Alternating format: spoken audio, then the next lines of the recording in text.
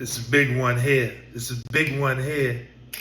They got a saying, they say, if you keep going around the barbershop, you'll get a haircut. You know, when you get clean and sober, you need to change your people, places, and things. I know y'all gonna say, oh, we heard this a million times. But like I say, if you keep going around the barbershop, you will get a haircut. Meaning, when you get clean, see, a lot of people, they like that they get clean and sober and they want to go around their friends and people who still out there in active addiction and show them that they clean and sober, really showing off. I'm gonna keep it real with y'all, you know. And you know, they outfit tights, they face shining, you know. They ain't even been clean a good 30 days. Or maybe they've been in rehab, let's just say 6 months or just got out of prison. But clean is clean, and that's another thing. Don't let where you get clean, don't let people tell you where you get clean that you partially clean and the only reason why you got clean. If you're not using, clean is clean. You know, ain't no two ways about that. But like I say, if you keep hanging around the barbershop, you'll get a haircut. And the point of this video is triggers and cravings. So once you go around them people, see, one thing about it is they'll get you back using and drinking before you get them clean. Because I've seen too many people, you know, they kind of turn into this preacher role, you know. They might got a good 45 days, 6 months, which is a great accomplishment, you know, but they start getting cocky. And then, you know, these triggers and cravings that they really haven't dealt with, you know, will start creeping up on them, you know. For example, you know, somebody might say, ride to the liquor store with me. I'm just getting a pack of cigarettes. You know, some people not strong enough to handle that, you know, because now it starts setting in. I remember when I used to come in here and get so-and-so and so-and-so, and then remind me, you know, of when I was out there. You know, that's a big trigger. Or going in places, you know, you might not even see nobody the places you go in, but when you go in them places, it reminds you of using, you know. So you got to gradually start removing yourself from these people and places, you know. Now, I know it's just not that easy because some people live in the heart where all this mess is going on, you know. And that's where, you know, a sponsor and going to meetings and, you know, changing your people, you know. And it's just like, you know, some people, you know, get into arguments and, you know, disagreements that are really unnecessary.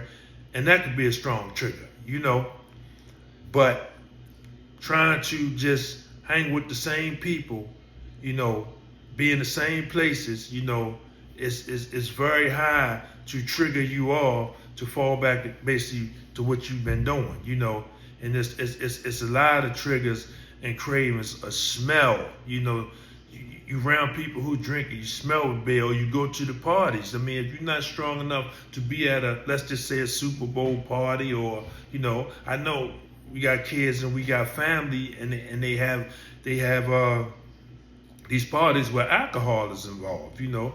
So if that's a trigger for you, you're gonna have to find another way to deal with that. We talking about your sobriety in your life, you know.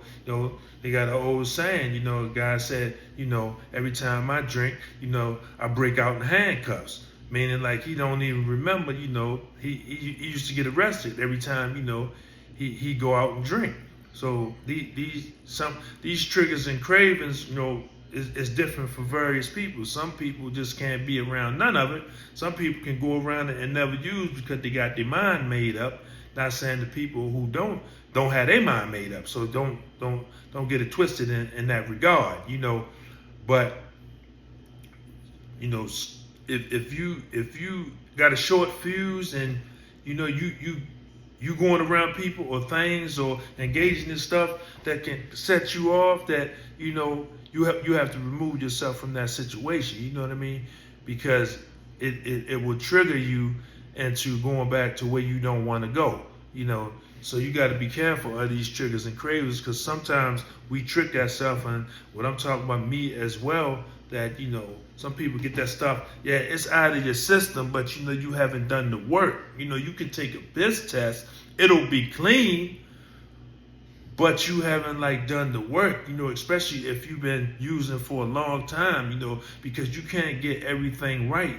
You 20, some people got 20 and 30 years of doing this, and they try to fix it in a week, 2 weeks. They want everything to change, everybody to trust them and everything to return back to normal. But what is normal? Because, some people just know you from that for the last 2 decades, So, like I was saying, these triggers and cravings and, drug dreams, people, you could wake up out of a dream and you and so-and-so was at a party drinking, or you was about to get high, y'all got high, or you woke up, that is a trigger, and it's cravings, you got to know how to deal with that, and all this stuff is going to come during sobriety, but the number one thing I strongly keep emphasizing,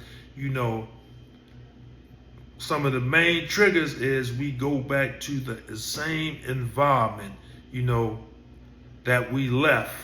Like what I mean by the same, the exact same. I ain't saying like we in the same neighborhood, but we going our separate ways, if you will, because we making a change for the better, So like I say, I'm gonna end it with this, you keep going around the barbershop, you'll get a haircut.